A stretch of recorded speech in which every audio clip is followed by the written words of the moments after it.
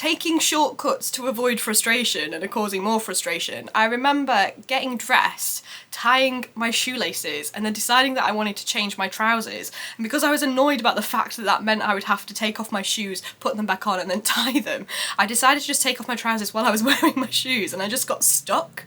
And it took me ages to get my trousers from over my shoes, and then, yeah.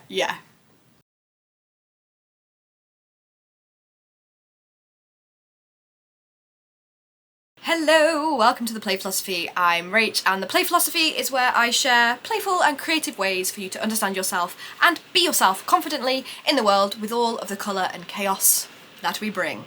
I hope you can hear me okay. It has just started pouring it down. And now I live in a loft. I don't live in a loft.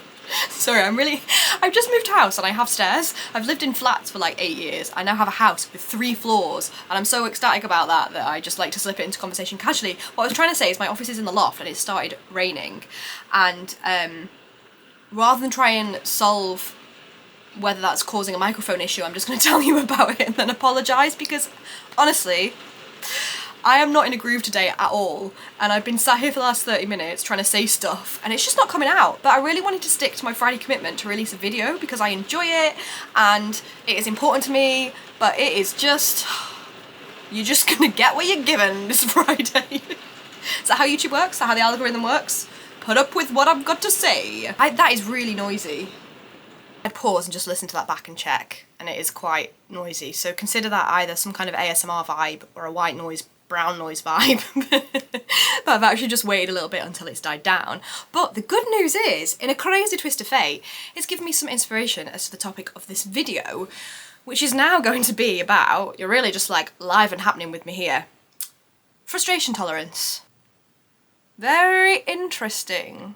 The reason why I say that is because I just did what I do quite a lot, and I've always done quite a lot. I remember doing this as a kid, which is to avoid having to do something potentially frustrating, i.e. just figure out what I need to plug in to this new camera microphone to help with blocking out the background sound. I do something else which actually can take longer or be more of a problem for me, which was just sit and wait for the rain to stop. Now, in this scenario, it wasn't like the biggest inconvenience, but one of them that I will never forget, I think I was honestly like, I think I was about 10 or 11, and this has happened to me more than once. Like, taking shortcuts to avoid frustration and are causing more frustration. I remember getting dressed, tying my shoelaces, and then deciding that I wanted to change my trousers. And because I was annoyed about the fact that that meant I would have to take off my shoes, put them back on, and then tie them, I decided to just take off my trousers while I was wearing my shoes, and I just got stuck.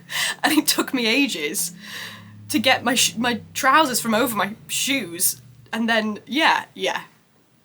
So that is something that has been quite a feature of my life. Actually, frustration intolerance is a really big part of ADHD, and I did not know until my diagnosis and until starting medication how much frustration intolerance has actually got a lot to answer for me when it comes to my lack of focus. So in this video, I'm going to explain to you how I experience frustration intolerance and then how taking medication has actually really helped me with that.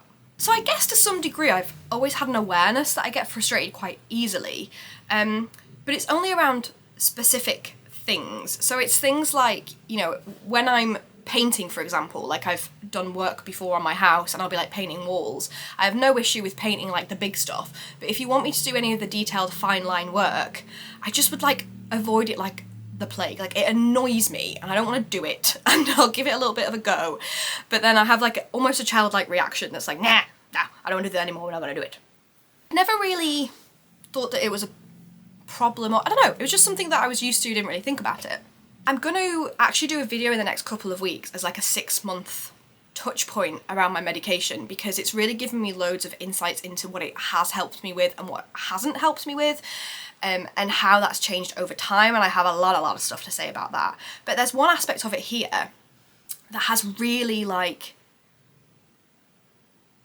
blew my mind and that I got really emotional about at the time, that relates to frustration tolerance. So it's very well established that ADHD impacts your ability to focus, but actually for me a lot of the time, once I've got focused and into something, the thing that stops me is getting annoyed and not wanting to continue. This has had a really big impact on my self-esteem when it comes to certain things, and playing the piano is the biggest one of those. So I had piano lessons between the age of about 10 to 16. I got to quite a good standard. I got to grade 5. I went every week. I had my like graded lessons. You know, I clearly was like a competent pianist, if you will. Learning to play the piano honestly was kind of like really 6 years of me collecting all of my issues and problems, I think, that contributed to me having quite low self-esteem, which sounds quite sad, but it is quite sad, right? Like I was so confused about why I couldn't practice regularly. I think my teacher used to be like, come on, like, you just need to sit down for 30 minutes every week. Why have you got no better? Like, why have you not done any practice here? And obviously I must have practiced at some point because I got to a good standard, but the whole experience for me was just filled with so much shame about the fact that I could never motivate myself to just do the thing. And whenever I did practice, I would do like 15 minutes at a time and then move on. I could never do it for an extended period of time. I didn't play for years, and then in my adulthood I'd go through phases where like I bought a keyboard. You can see it here in the background somewhere. Here it is! And I'd have a little tinkle now and then, like I'd get excited about it and I'd, you know, classic, use it every day for a week and then not look at it again. But even having a piano or a keyboard in the room just was such a like reminder of all the ways that I felt that I had failed at that. When I started stimulant medication, so I'm on Concerta XL, which is methylphenidate, 36 milligrams, I sat down to play my keyboard and I sat there for 45 minutes learning this piece of music that I've been trying to learn for a while. And I just did it and I enjoyed it and I persisted. And I cried because I realised that it wasn't my fault that I've never been able to do this before, right? Like, honestly, it was like, I cannot believe that I spent all of this time feeling so much shame about the fact that I just couldn't get myself to practice. And now I am medicated, I just have a sense of ease and calm that I can get on with this and not get frustrated. And that was the key thing. Like, I don't get as frustrated. There's a bit of a nuance to that, because sometimes they work better than other times, and if there's other environmental or like situational stuff happening in my life, like they don't work as well, and I'll explain more about that in a future video. But fundamentally, when I am medicated, I can sit and practice an instrument that I like to play and want to play without getting annoyed and then just giving up. And that is amazing to me. Now, it hasn't changed my motivation to play the instrument, right? If I don't want to play it, or there's something else more interesting that I'd rather do, it's not a magic pill, like I won't do it. But the fact is I can sit and not get annoyed about something and enjoy the process of it. And more importantly for me, even if I never took these meds ever again, it has validated for me that there is a reason why I couldn't sit for a long period of time and work on something. Like, there's a reason why I find so many things frustrating that I can't persist my focus on for a long period of time. Do I have a message from today's video? I guess so. What would it be? I guess a couple of things. If you are somebody that gets frustrated quite quickly with things or feel yourself giving up because you get frustrated, other things that I've tried over my life have been removing those things as much as possible. Like, if you don't have to do them and they're not essential, don't force yourself to, like, play to your strengths. If you have to do them, I will normally do like short, sharp bits. Like, I would rather do something for 15 minutes over 4 days than, quick maths, oh my god, an hour? Oh, yes. Than an hour block at a time. Like, sometimes I just need to like give myself time to recover from the frustration and come back to it, so chunk it down that way. If you're thinking about medication, you might find, as it did with me, that it helps calm some of that frustration. But ultimately, more than anything, I hope this video just gives you a sense of validation that if you struggle to persist and focus on stuff for a period of time because you get frustrated, I understand. It's a legitimate thing. It is outside of your control, and it is okay. And I guess that's today's video. I'm honestly flying by the seat of my pants with these at the minute. Life is busy.